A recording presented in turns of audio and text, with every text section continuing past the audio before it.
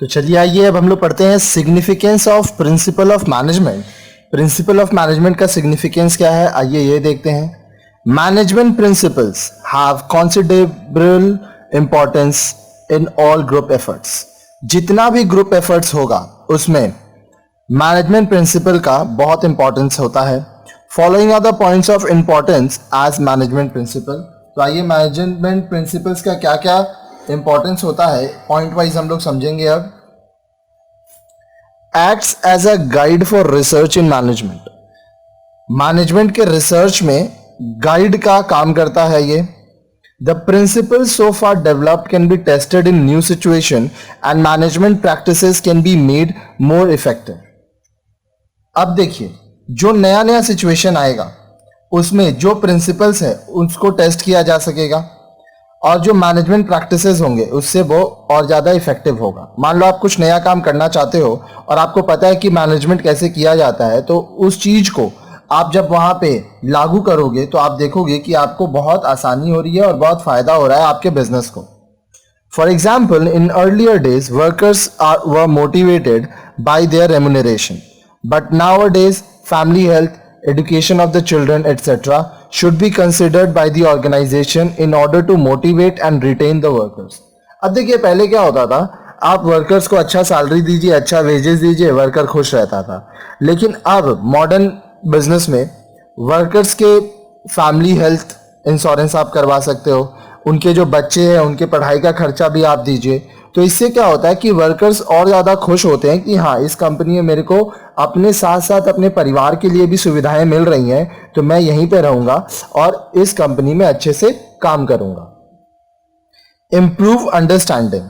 The knowledge of principles of management help the managers to manage an enterprise properly.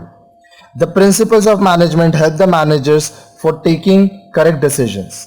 Managers can handle situation smoothly.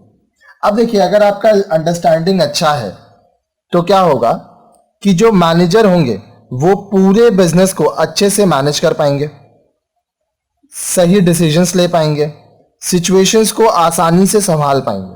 क्योंकि देखिए, हर वक्त situation आपके हिसाब से तो होगा नहीं, बिजनेस में चीज़ें बदलती रहती हैं। तो अगर आप अच्छे से मैनेजमेंट का पढ़ाई किए हो, आपको पता है मैनेज कैसे किया जाता है, तो आप बिजनेस को, एंटरप्राइजेस को स्मूथली चला पाओगे।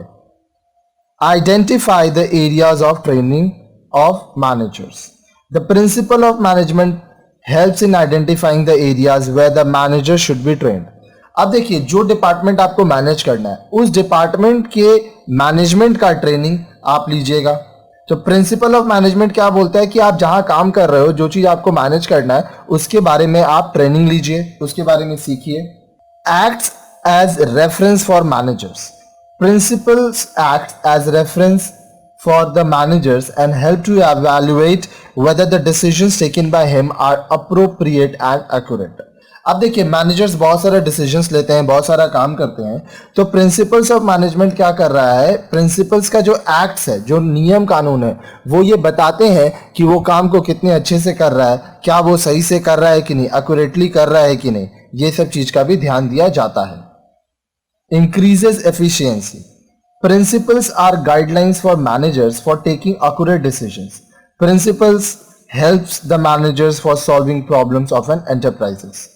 Managers का efficiency बढ़ता है क्योंकि जो principles में guidelines है, principles of management में जो guidelines है उसमें सही तरह से decision कैसे लेना है अलग अलग situation में ये दिया रहता है।